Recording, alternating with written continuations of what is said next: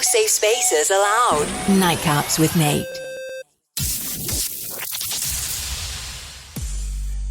Coming to you live from just outside the swamp of the nation's capital. Get ready for invigorating talk, commentary, and debate on the issues affecting your life. Grab your favorite drink. It's Nightcaps with Nate. Now, here's Nate.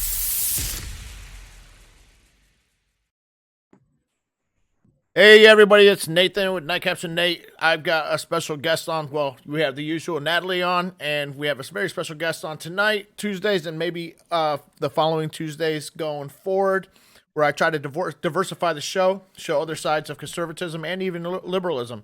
So on the line, what you can see on your screen actually is Robert Cross. He's with the National Hispanic Republican Assembly. Did I get that right? Not quite. The Republican National Hispanic Assembly. It's a lot of words for a redneck like me to remember. So tell us a little bit about this assembly here. Well, we were founded originally back during Bush Senior's tenure as vice president, and we are one of the largest conservative grassroots Hispanic organizations in the country. We try to get the Hispanic community the message of the RNC, and we are dedicated to our core virtues, which are God, family, and country. Yes, I see that on the screen. In fact, I put a little bit of information about the RNHA on their God, family, country, and their logo. The objectives: promote core principles and values of republicanism throughout the Hispanic American community. Make America great again, to keep America great. Those are the last 2 points. Promote and encourage civic participation amongst others. You can find more of their information at, I think it's rhna.org. Is that correct? rnha.org, yes. rnha.org. All right, so now tell us a little bit about how did you come over to the conservative side? Or were you born or raised this way, or? It was a little bit of both. Some Hispanics are saying, what happened to you? Maybe I should just ask that way. What happened to you? Well, I was raised by my father to be conservative. And on my mother's side of the family, my family values were conservative, but my grandfather was a Kennedy Democrat at the time. You know, he saw Kennedy, he lived through the Cuban Revolution. So he was a big supporter of the party because it was the party of Kennedy. For me, I came to conservatism and politics actually as a byproduct of education. My big moment was actually going to school. I went to school at a liberal California State College, and I grew up and I was always told, like, no matter what your medical conditions are, no matter what your race is, no matter what specific category you fit into, there's nothing you can't achieve. And then I started going to this state-funded liberal college in San Bernardino County, and the message I got from my liberal instructors was, depending on your race, gender, whatever category you might be stuck into, you are limited and the system is against you and you can't achieve. And it was a very disempowering message, and my reaction to that was almost to become more conservative, like, I don't care if the system's against me, I'm going to do it anyways. Robert? Here you go. You have the last name Cross, so you are Hispanic, but your dad was white, right? Well, there are a lot of white Hispanics. I think most people forget that Spain colonized the New World, yeah, they went, and but we got a lot there of are white Hispanics. We have a lot of light-skinned ones. I know, but you have a very not Hispanic name, right? Robert Cross. It sounds very Anglo, very Caucasian. I was actually named after my grandfather's Robert Christopher Cross. My grandfather's name was Cristobal. And there are a lot of Caucasian when you fill out a Hispanics. job application, you're not going to experience any discrimination, right? Because you have a white name. I wouldn't exactly say that. I have been passed over for people of all different colors. I like to think that people who have the experience get the job. Well, that's a really nice thought. But that's not how it actually is, though, because we have studies that have shown that Hispanic people who apply for jobs have time and time again been passed over simply because their name shows up as a Hispanic sounding name. So that's the reason why I love this. We got a white girl putting a Hispanic on well, defense. because he's Hispanic, but it sounds like he wasn't really raised very much, you know. I Oh, think you misunderstand. I was raised by my mother and my grandfather, and my Okay. grandfather's last name was Martinez. And everything he had in this country, he earned. Okay. But He worked in a steel mill I for wonder why. some 20, 40 years, had his fingers crushed in a metal press. so That man But believed in pulling yourself up by your bootstraps, never asked for anything from anyone a day in his life. okay, well then that's wonderful. But when you say that I think when you're living this message that just seems so disempowering, you have to understand why that message is being told is because so many applicants who had, very, Jose Martinez or, wrong. are very, My yes, uncle it's been Jose shown, Martinez. it's been shown, Wrong. I and know it's been shown, but why- it disproportionately affects African Americans. Like if they have like Shante or something on their resume. Yes, I have seen those studies, but guess what? Robert is 100% correct. We are moving more and more towards a post-racial No. society and a meritocracy, and I'm with him. I hope that if he got passed over, it's because of his merits. It is already illegal to discriminate based on race, religion. Pretty soon, going to be sexual orientation well, and all that. but do it though, And I'd like to add this. and we've Sure, seen go ahead. He's our guest. Go ahead. studies that Hispanic people are not hired like white people are hired, even if they have the same. You keep same saying that it's different. First of all, there's white Hispanic and white non-Hispanic. Simply, and they even did, and when they did the study, they purposely put in Hispanic names and white names equally Yes, as applicants. we know the And study. Hispanic people were passed over. So to our viewers who are watching after the show, please check the comments, and I will make sure to put in a link to those studies so that people can see this. Right. I worked in ministry for a while. I mentioned this earlier, specifically homeless job rehabilitation ministries. I worked with a number of Hispanic people. All of them were placed in jobs. And it was because of their work ethic. And I will tell you this, there's not a Hispanic person I know, and I know a lot of them, who would be happy for a handout. All the Hispanic people I worked with, whether they were low income, whether they were well off, no matter what their social strata might be, all of them wanted just the opportunity to make something better of themselves. It would have been an insult to their honor and their family if they had accepted a handout. Yeah, in fact, when I recorded Hispanics in California, most of them, because they didn't want to settle, they looked at the Navy or the Air Force and even the Army, unless it was like Army Green Beret, they counted that as settling. So they all were enamored by the uniform and the respect and the honor of the Marine Corps. And the Marine Corps kicked our butts with that because of that. Hispanics are very proud people. They're very family-oriented people. And many of them, whether we like it or not, like I said, I don't usually blame the migrant, the illegal immigrant that comes over, although I do believe in strong borders. I blame our government and employers for hiring them. But I almost don't blame the employers for hiring because I got Hispanic buddies that will work circles around any American I know. And they're not American yet. They're going through the process. Yep. But bottom line is that, hopefully we are moving to a meritocracy. If anybody is preventing us from doing that, it is the liberal left with their affirmative action programs and they're always telling people, hey, just like what Robert experienced in college, the reason why you can't make it is because of your last name or because you're Hispanic or because you're a woman or because of this. What they're doing is they're sowing division, and it's nonsense. It's absolute nonsense. No, it isn't. There's always, we don't live in a perfect world. There's always going to be assholes out there, but guess what? Overall, I think we live in a pretty post-racial America, in my opinion. When people talk about white privilege, they don't mean that white people have more and minorities don't have as much. What white privilege means is simply when you have a white face or you're white and you walk in somewhere, a police officer or an employer or whoever will deem you more trustworthy simply by the way that you look.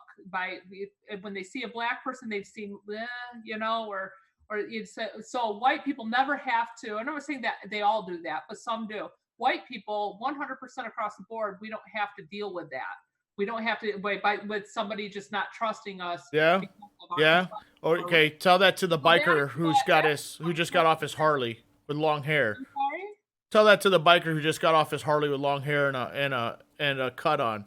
They get scrutinized just as bad. Well, okay, but I'm saying that the average looking white, like me as a white girl, with another, woman of color, there is such a thing as white privilege. Oh, there's there not. just is. That's made up. I mean, there is some. I agree. There is some when a cop pulls. Police officers we know, and that's another thing. We know that convictions come down harsher. So a black person and a white person who have the same exact criminal background, when they sit before a judge, have the same offense. Statistically, the white person has not as harsh of a charge. They have harsher convictions. That has to deal with the kind of legal representation you can afford, and yes, some white people can. Yes, it does. All right, go ahead, Robert. We gotta. Well, what I was gonna say is I was stopped on my way home when I was in college, just for walking on the wrong side of the street. Like, it's not, I think, that black people or people of color don't experience hardships in the world. I think, though, it comes down to the neighborhood you live in. If you're living in a really good neighborhood and, you could be stopped for littering, Right. If you're in a neighborhood that maybe isn't as good, you might be stopped just for walking down the street in the wrong part of the neighborhood. And I'm not saying that it's right, but this is something that can be trained. It's not a systematic racial issue. It's an isolated issue. Okay. Area of why did my sister-in-law, who is an African-American master's degree holder in Texas and grew up with a borderline wealthy family, how come she in Texas with a whole white community got stopped after school from police officers and asking them what they're up to? And I'll tell you, the world's not perfect. Yeah, because she's black. Got it. But this is not part of this segment. The segment is really about Robert. Let's talk about Robert. Robert, what is it like in your community to be Republican conservative? Well, when I was in Loma Linda, it would depend on who you were talking to. Now I'm in Texas. Most people are conservative in Texas. But it's interesting because you'd think in a place where most people are conservative, talking about politics or being more openly conservative would be easy. Most people don't talk about politics in Texas. And even if you have a different political belief, if you're liberal or if you're moderate, it's like a whole different culture out here because it's much more relaxed. Where I lived in California, people were wound much more tight. It was much more easy to offend people. Yeah, snowflakes. Especially, in the city I was in, because it was both a moderate city, but it was also a super religious city. So now, where in Texas are you at? Are you currently? I'm in Harris County. I live in one of the suburbs, about 45 minutes outside of Houston. Wow, Houston. Okay, and now, so Texas is like its own country. It has all different regions too. So you get into Austin, then it's very, very liberal actually. And Houston, downtown Houston, can be really liberal. Now, tell me, what do you do for an occupation full time? Full time, I am a guest teacher. It's something like a substitute, and then I do the work I do for the RNHA on the side. Okay. Now, as an educator, do you find that there's stigma with being a Republican? I would have say in California, I had more of an issue with that. Now that I'm here in Texas, actually, there are laws that prevent you from politically discriminating against an employee.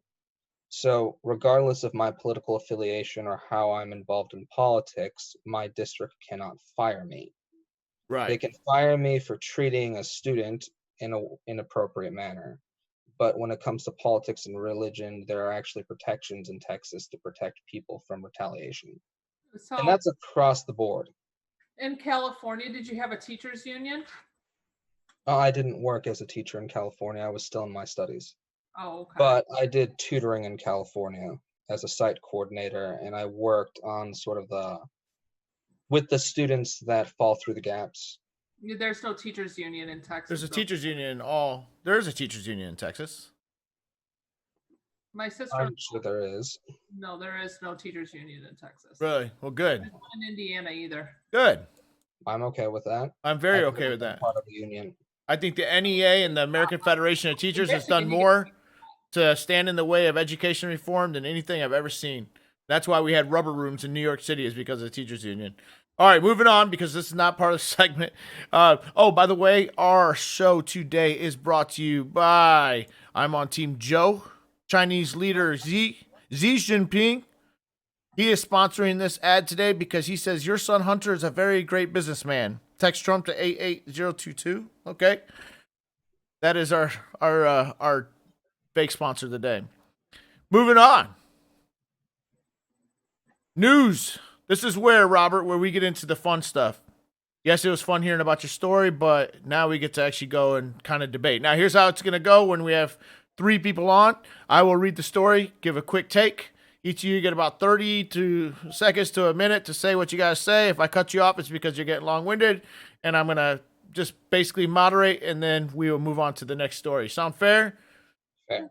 All right. I don't want anybody to feel like we're getting, like they have to scream to get the thought in, okay? So, Pelosi says Democrats will push for vote by mail in next coronavirus relief package. She is going to put this down as if, oh, man, the health of the nation depends on it. Now, first of all, I think that we have already overblown, and I think the Democrats are a big part of it, have overblown the coronavirus. As we know, antibody tests across the United States are showing that a lot of us have already had it, didn't even know it. This is just another way of instituting an easier way for people to vote, which sounds great, except for, in my opinion, it opens up to massive voter fraud. Most voter fraud does not get investigated because people are tallying votes and they're not exactly, don't have time to stop and have every single vote that looks suspect investigated. That's why we have a low conviction rate of it. But I think that is a bigger problem than what we think. Go ahead, Natalie. We'll let you go first. Well, I think that the reason why the Republicans are fighting the mail order, the mail-in voting, is, what I've been saying before, that they think statistically, they think both parties, Republicans and Democrats, they think in statistics. So they think that if we do away with the mail-in voting, instead of being happy that people have an opportunity to vote, they think, well, if we do this, then we can suppress X amount of voters from being able to vote, and they do that to hurt the Democratic Party. And so wait, what? How do we voter suppress? Just give me a quick example. But why in the world would you not want to let people? We already do it for the military. We already do it for other segments of the population. Why are you having a problem with us mailing in? Because the military's been vetted. They're citizens of the United States, and we know it. And they're younger, so they're not. Somebody can't intercept their mail. Somebody can't intercept their mail and vote on their behalf, like Grandma Betty down in Georgia. She's like 90 years old. She has a very progressive granddaughter living with her.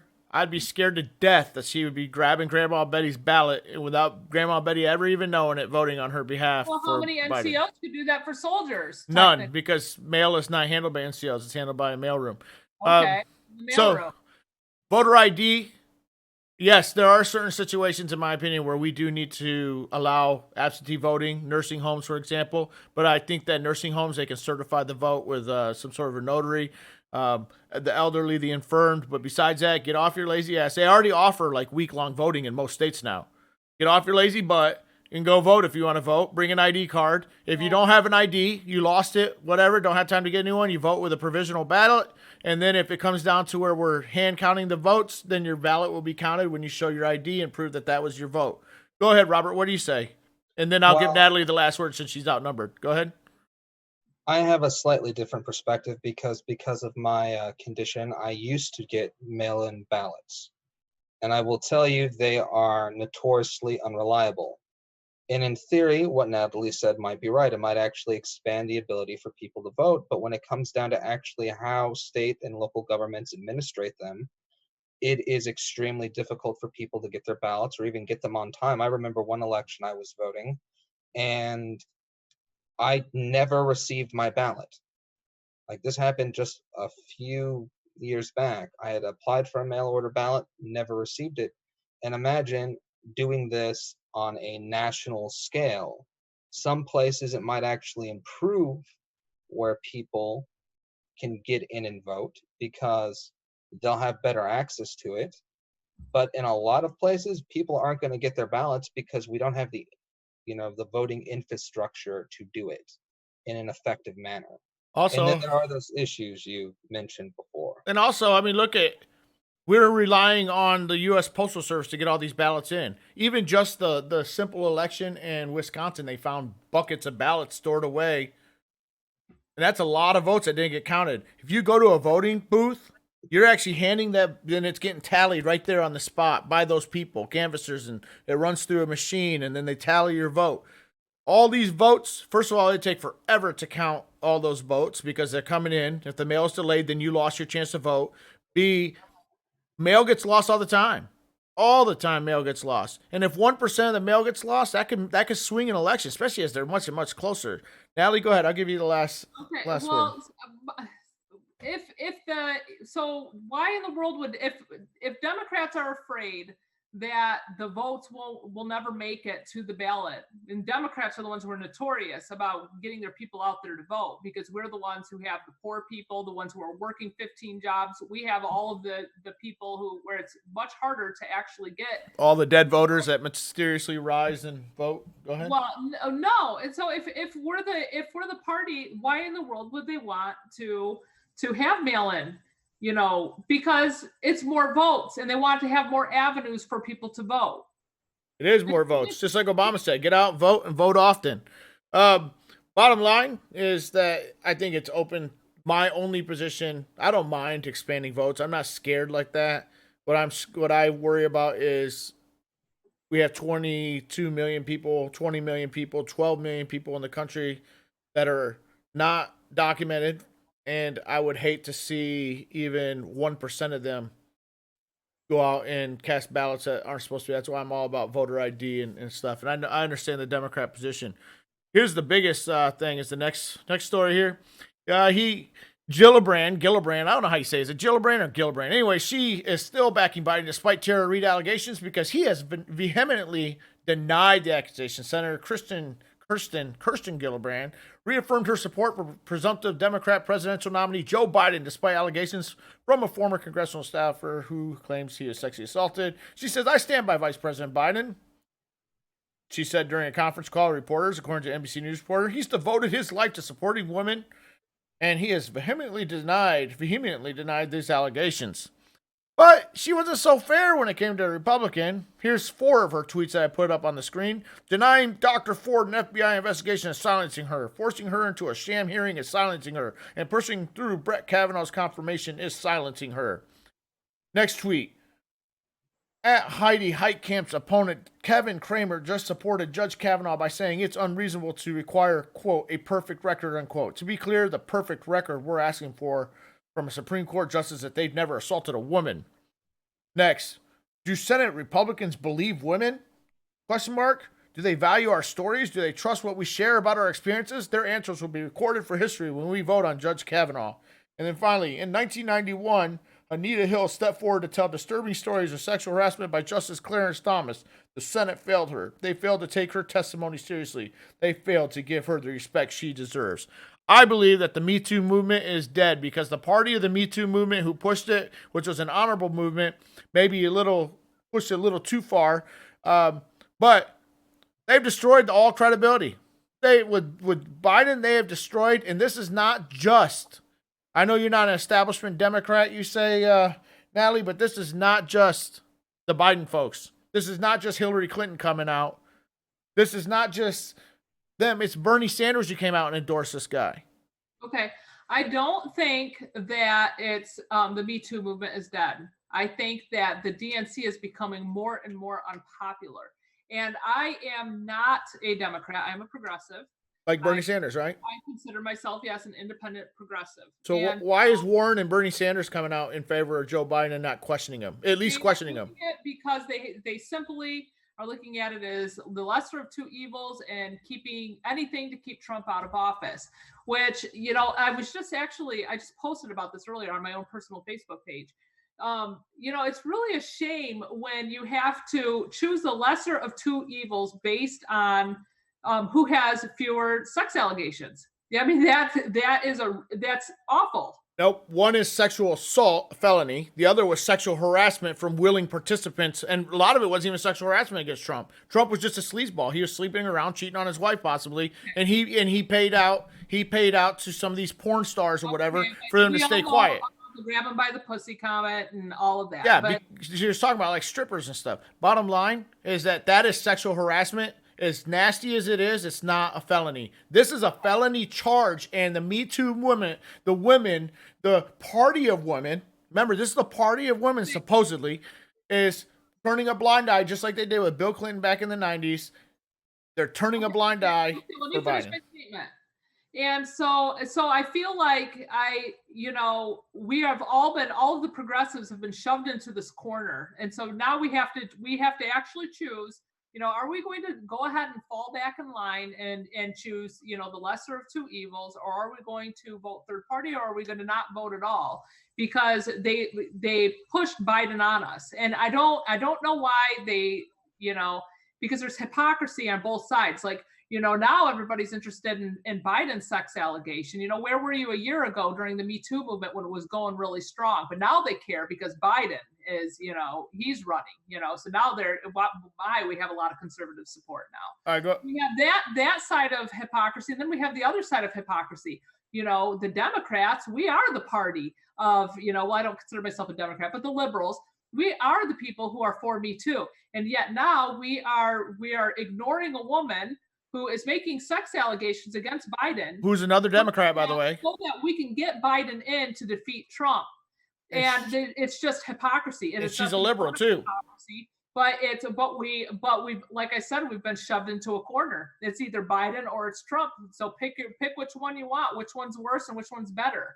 And one has a problem of touching grown women, grabbing them by the pussies, right? The other has a problem with touching little girls too. But go ahead, Robert.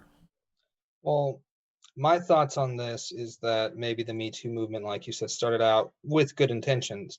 But I think that the people here, like Jill Gillibrand and a lot of the people who've supported it, have gone way too far. And there is a bit of hypocrisy there. Like, they were all over Trump. They were all over Weinstein and other people, but they're not going after Biden. And I think people need to remember, like, when women bring allegations, they're just like that, allegations. And there's this push from the Me Too movement to have them believed without investigation or evidence. And I think that is hurting our justice system. And I do believe that these allegations should be investigated. And there was some merit to what the movement said before. Like, you have all these women who have suffered sexual assault and sexual harassment, and the stuff isn't being investigated. It's being pushed down and suppressed by people in the power structure. So there's merit in saying that it needs to be investigated. Agree. But I think totally agree. Well, but here's the deal: is that the movement wasn't just about believing women when they come forward about that. The Me Too movement was also about the rape culture. When women come forward immediately after the rape occurred or the assault occurred, and being asked questions like, well, what were you wearing? You're right. It has an honorable beginning, but like anything liberal, it backfires when it goes towards their candidate, it starts backfiring. And here's the deal. I disagreed with any baseless allegations against either candidate. If there's nothing that can, but if they called for an FBI investigation against Kavanaugh, and they did, FBI actually took a look into it at a request, even though that's not really their job, then there should be an FBI allegation request of a look into this as well. So maybe, just maybe, we should be fair. This boils down past Me Too. This just boils down to exactly what I'm always talking about. If this were a Republican, the media would be going ape crap crazy right now, doing all their own investigating. There used to be a thing called investigative journalism that we've lost in America, but it's when there is investigative journalism, it is awfully skewed to where they investigate a lot of the Republicans, but they will not investigate Biden. And I think it's sickening. There should be follow-up questions. CNN has been silent on this issue, and we've brought this up time and time again. Where politics meets common sense. This is Nightcaps with Nate. All right, so, I mean, obviously it's that. Okay, another story, Orange Man bad. I've got this up because, anything that can make the Orange Man look bad. And this is my favorite segment, actually one of my favorite segments now, Orange Man bad. So, it says, Chuck Schumer was on, and he says, the report they issued yesterday was pathetic. It didn't have any details. And then at that end, it said, let the states do it. Let's talk about testing. No one in this administration has given an answer specifically as to how the states should do it. And that's one of the reasons I think we need to get the hearings going. Okay, first of all, there's empty test sites all over the place. And I'm going to show them to you. Where are you at? Boom. Come on. There we go. Oh. All right, my thing's messing up. But we're going to see it in a second here. Secondly, since when did the federal government have to tell states to do it? We were founded on a system where the states told the federal government what they were allowed to do and what they couldn't do, and the federal government might coordinate a response, but the states didn't sit there and go, feed me information, Papa, feed me information, Papa. No, it was never that way. It was supposed to be the states taking the lead and federal government get the hell out of the way, and when we need you, we'll call you. But Chuck Schumer seems to think, and the Democrat governors seem to think, hey, you guys should be leading us. I'm a federalist. I don't believe that that's right. Go ahead, Natalie. Well, you have to understand too that when it comes down to like coronavirus and the COVID-19, is that this is not a state issue. It's not isolated between a few states. It is in all 50 states nationwide. It's even beyond that. It's a global problem. And so I think that when states are looking up for guidance, I think that they're saying, hey, this is a bigger problem than the state of Michigan. This is a bigger problem than the state of Indiana or Ohio, or Hawaii. What should we, and they're looking up for guidance because this is bigger than their state. This is a global problem. And, and they want to be able to handle it, properly and accordingly. I think it's been blown over, man. If you look at the testing sites, and I'm actually showing them now, I got them up on the screen. They're empty. Then Brandon, my brother, he went to go get one. He said there was one car in front of him. He thought, man, we're going to go and it's going to be this long wait, and there's been one car. Here in the D.C. area, West Virginia, and the Panhandle where we're at, Whitley went and got one. Not a line at all. I mean, they're closing down. There's one lady on the screen here that says, I have filmed 3 different hospitals in Orange County, California. They are all empty. No patients in the emergency room. No patients at the COVID tents. This is an absolute joke. We were being duped by the government. And then other people, this is bottom left. That's a D.C., Southeast D.C., a very populated area of Washington, D.C. This is their testing site. Empty, not a car in sight. To the right, at Nashville area hospitals and testing centers, consistent with Twitter's trending, quote, the hashtag empty hospitals. So finally, journalists, at least the local journalists, are doing their job. And they're saying, hey, all the national governors, these Democrat governors and the national Democrats, they're saying, oh, Trump bad, testing not happening. There's more than enough capacity for testing, as we can see. Robert, go ahead. Well, I've actually interviewed a lot of candidates and influencers specifically about how things are being handled with COVID-19. A lot of them from New York, right at the epicenter of where this is going on. And the truth is that local and state governments are not cooperating with the federal government. So it's not like the aid isn't there.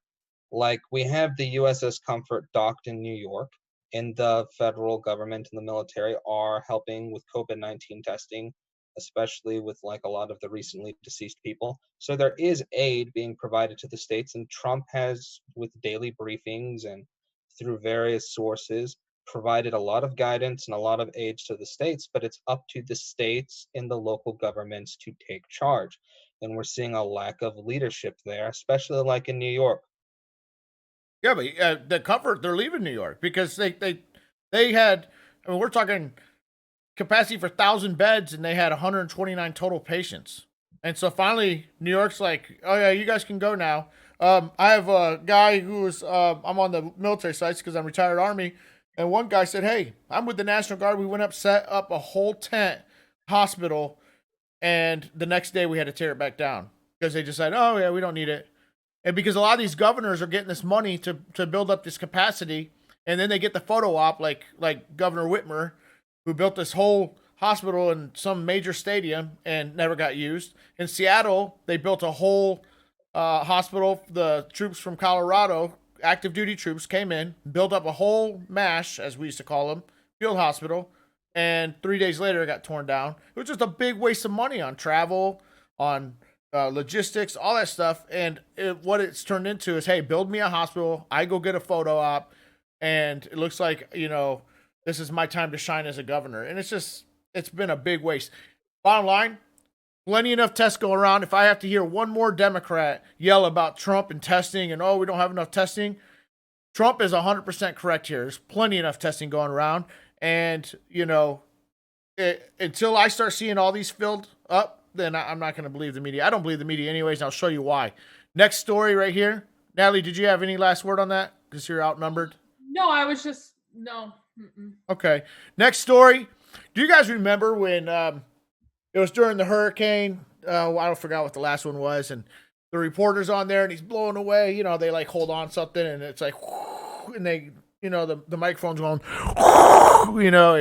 and you're thinking, oh my God, man, this reporter's brave, or he's stupid. What's he doing out there? And then they panned back, and all of a sudden there were people just walking calmly behind him. Did you guys see that? It was all over the internet. Okay. Same thing here. When you see all these like nurses and stuff that are grandstanding and they're standing in front of traffic and their scrubs and their little thing on, they're like, well, come to find out, somebody actually recorded that. And this has been all over the internet, these pictures that you're going to see here. Okay. Now, go ahead and stay silent for a second while the viewers go ahead and watch this staged photo op.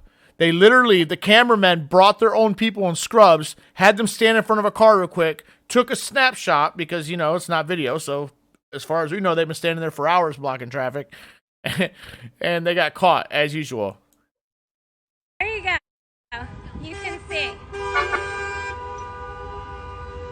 Hi. So y'all can see. What's this flag say here? It's definitely not. Oh, they're staging. I'm glad I got this. A stage media op. Look at that. Staged on Facebook Live. Don't publish it in your paper. You're a fraud. You're a fraud, she was yelling at him. Hey, bottom line, this is another thing. Orange man bad. Let's make everything look bad. And they go and they get these pictures. These photojournalists are the worst, by the way. Photojournalists, most of them aren't even hired by their own newspaper. They're freelance. So they're like paparazzis, they have to get that perfect shot. And they will literally pay some schmuck to get scrubs on, put a mask on, go stand in front of a car as if he's blocking these evil Republican protesters who want liberty and are scared that, they're never going to get their job back. They hurry up, take the shot, and then they pull off the mask and walk away with the journalists. Natalie, do you think that there's media bias? Be honest. Be honest. Yes, I think Fox News is very biased towards the conservatives. So yeah, I think Fox News gets 2 to 4 million viewers a day. The combined audience of CNN, MSNBC, NBC, CBS, ABC, Washington Post, New York Times, all the big newspapers and stuff that are actually dying, but they're not dead yet. Very influential still. There's a study, and I posted it. 96% of all political donations from journalists go to the left. Do you think that there's bias? Even if they don't try to be biased, do you think that naturally there's going to be bias?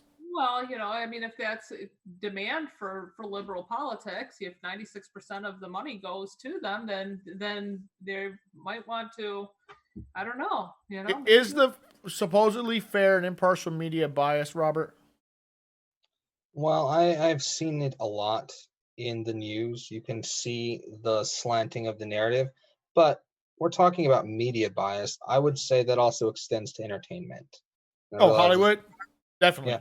Because I've been keeping an eye on shows that I watch, that are from like NBC, CBS, stuff like that.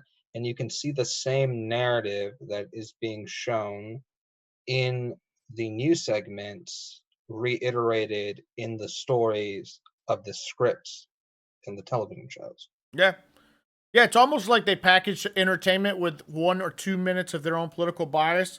It's kind of like, radio stations, you think that they're out there, like, let's say a rock station, that their mission out there is to play rock music. It's not. They're playing rock music to get that audience, and then they'll target some quick advertisement towards them. And that's what Hollywood does. They wrap their agenda up in 28 minutes of entertainment or 23 minutes of entertainment for a 30-minute show with 1 minute of their ideological bent. And then that's how slowly but surely, things happen. Now, I'm a libertarian, so I was against government being involved in any marriage. But the thought 20 years ago of gay marriage being legal in 50 states was just unheard of. You would never thought about it. But slowly the gay agenda crept itself into Hollywood, and they desensitized everybody to it, to where, now it's just a normal part of life. Well, good or bad? Not saying it's bad. I'm saying that's gay people getting married. Didn't say that. I said I'm against anybody. I'm against anybody being married by the state. I think the state should record contracts, whether it's polygamous. I don't care.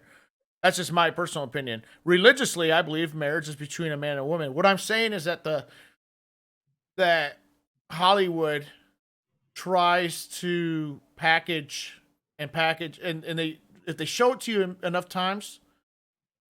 For instance, somebody was saying on my show, it was Kareem. Kareem was saying last Thursday, and Whitley's dad was actually just coincidentally telling her the same day. Back in the day, they wouldn't show the bottom half of Elvis Presley when he showed on TV. To them, that was just too like, whoa, that was vulgar.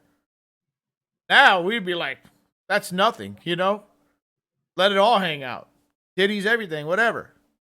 What you have to understand about Hollywood is that Hollywood is theater. It's a form of theater. It's in TV. It's, that's what Hollywood is.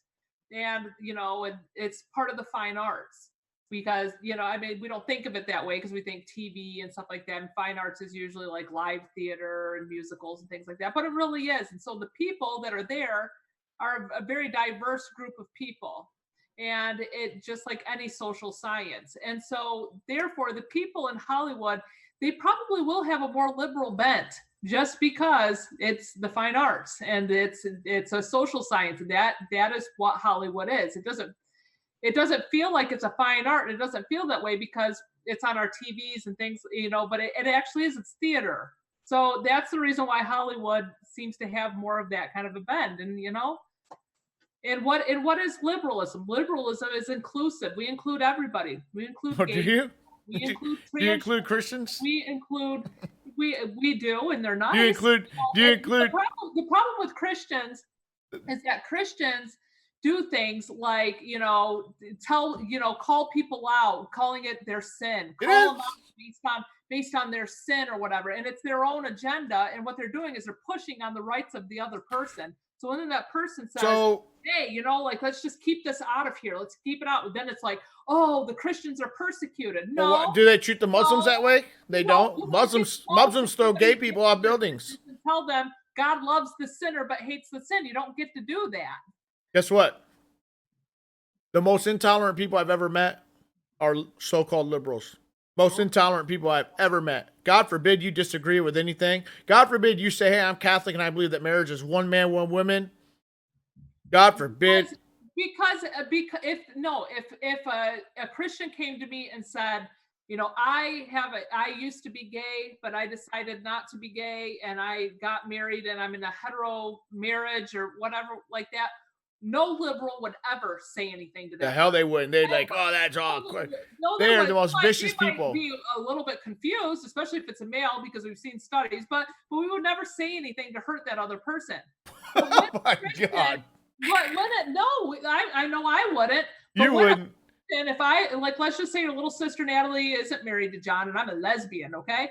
And so, so if they come to me and then they come and they insult mine and say, well, God loves the sinner but hates the sin, and says that to me, I'm going to tell them, mind your own business and get your religion out of here.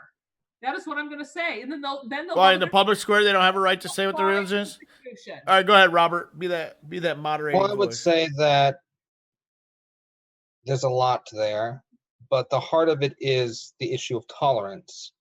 And when you look at our society, because of the rhetoric of the left and the narrative of victimhood we talked about earlier, when you look at that, there is this sort of political correctness that says, well, one person can say this and another person can't say that. The truth is, the way the founders envisioned tolerance is you tolerate people regardless of their ideas, regardless if they make you feel bad, regardless if they make you They cry. hurt you though, personally. It doesn't matter if they hurt you. Hey, does the KKK have the right to go and march in the streets? I would say yes, but so does their opponents. I mean, Exactly. That's my point, is that you can't block one without the other. Some speech is so abhorrent, it is so nasty, I can't even stand it. But you know what?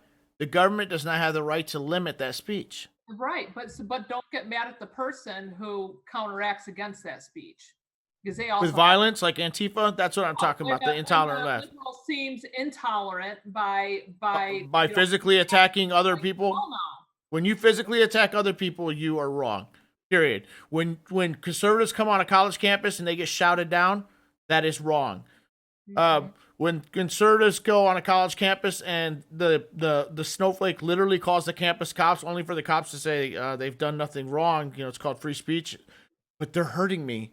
There's something wrong with the left and what all these little snowflakes we're raising. Muslims I would say and the women are wearing their burqa and the men are wearing it's wrong for the whites and people. Nobody does that. Nobody ever messes with the Muslims. They did during Trump's first year. No, they didn't. Go ahead.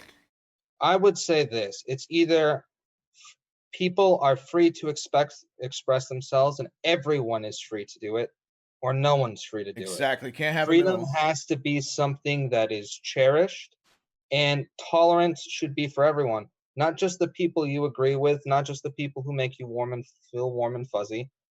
Tolerance should be for everyone, especially on college campuses, especially towards groups you don't like. Because the moment you give the government the ability to say, I don't like this particular ideology, and we're going to prevent you from exercising your rights, that's the moment the United States goes from being a republic to an oligarchy or tyranny. Okay, but until somebody hurts you personally, or the group that you belong to personally, and so when Christians or when people come at gay people and they block them from being able to get married, they block them from being able to get married, and having to, they can't file jointly, they have to file single, and they keep doing that to them. Why in the world would they just go tolerant and not do anything about it? No, they're standing up for their rights. First of all, government should not be in religion at all. Just like what Robert said about speech, either they're partly in religion or they're not in religion at all. And the fact that our government is regulating marriage, which is a sacrament in most churches, everybody should be registering a joint union or what we used to call a civil union. And on the other side of that, this should be enforced. If you enter into a union, you should have to stay in a union. But anyways, moving on. Tyson Foods warns of meat shortages. The food supply is breaking. Nate says, why couldn't a $1 billion organization procure masks and gloves, hell, even bandanas for these poor migrant workers and people that are working there? Of course, it's going to shut down if everybody's getting sick. I think all three of us can agree on that. But then President Trump has come in today and he is invoking the Defense Production Act and saying, hey, you have to stay open. Find a way. Pay more, whatever you got to do. We're by law forcing you to stay open because you cannot harm the food supply of America. We have depended upon you guys. Get workers, pay more, do whatever you got to do, give them PPE, and get them back to work. I totally agree with that. This is a national emergency. This has been put into law. It has been found constitutional that during a time of national emergency that we can't let our food supply run short. What do you think? I agree with him doing that. I just because they're in charge of our main supply of food, I think that individually, if the CEO or the top executive leaders, if they leave the company, I think that either the company should have a plan or the government should have fill-ins. I also think that if the government is going to force any company, no matter how large or small, and I can't believe I'm defending a corporation right now, but if the government is going to force a corporation to stay open, then that corporation has a right to government funding for those masks or whatever it is for the people that are working. Really? So do corporations, because Biden was railing against corporations, big ones, getting government bailouts, but the government forced them to shut. Should the government, should our taxpayers' money go to paying them while they're shut so that they can stay alive and in business? Well, I think that if a company shuts because they don't have the funding or whatever, and they shut down, then that is kind of more of like an unemployment issue almost. No, what about the company itself? They lost their whole livelihood because we forced them shut. Robert, what do you think? Yeah. I would say that there are a lot of businesses that are struggling right now, and it's unfortunate that Tyson is having this issue, but we do need a clear and strong food chain supply. Like if Tyson doesn't remain open, especially since it produces 1/4 of the US meat, we risk more people getting sick, more people dying, regardless if you have COVID-19 or not. If you're fighting any infection and you're sick, you need protein to fight the infection. And losing the huge source of protein in the United States would put us in an even worse position. And they also feed our military. Remember, our military gets food from the commercial food supply. I agree. I agree with Robert, and I agree with you. I just think that anytime that the government is going to force anybody to do anything, then they better be prepared to pay for it, or they better be prepared to, if it's going to cause any kind of monetary harm, whether the company is going to shut down or you're forcing them to stay open. If it causes the company monetary harm and the government's forcing them to do that, then the government better be prepared to pay up. All right, speaking of paying up, Mitch McConnell originally was saying, hey, let the states claim bankruptcy. If they made a bunch of bad choices, don't try to use this COVID-19 as an excuse to get money out of us. But now he's saying, hey, I am open to additional assistance. It's just not going to be a check, though. You get my point, saying a blank check given to the cities or states. We're not writing a check to send down to states to allow them to, in effect, finance mistakes they've made unrelated to the coronavirus. The fundamental point is that we're not interested in borrowing money from future generations to help states solve problems that they created themselves, specifically their big government liberalism and giving into all the union demands, especially public sector unions, and these unaffordable pension plans that these cities are on the hook for, that they have not been funding, especially Chicago and Illinois. They have such big, even New York State and California and the federal government were smart enough to reform pensions a long time ago because they saw the writing on the wall. But no, not corrupt Chicago. Chicago is known for their corruption. They've been giving into these public sector unions, keeping these pensions going and promising even more while underfunding these pensions all these years. Now they're saying, oh, COVID-19 has caused us to be poor, to be broke. We need more money. Please send it. And what they're going to try to do is catch up on their pension obligations. Wrong. Thank God we have a Republican in the Senate. Go ahead. We'll give Robert the first word this time. Go ahead.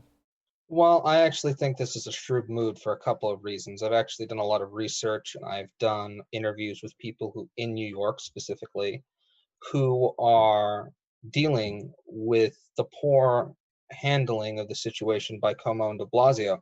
They were asking Trump and the federal government to help with PPE, and the National Guard actually found, and the forces that Trump sent in to help actually found a whole warehouse full of PPE and ventilators. Yeah, in New Jersey. In New Jersey. Being stored by New York, it wasn't even housed in the state.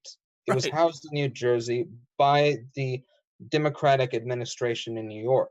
And these are mistakes that the federal government shouldn't have to make up.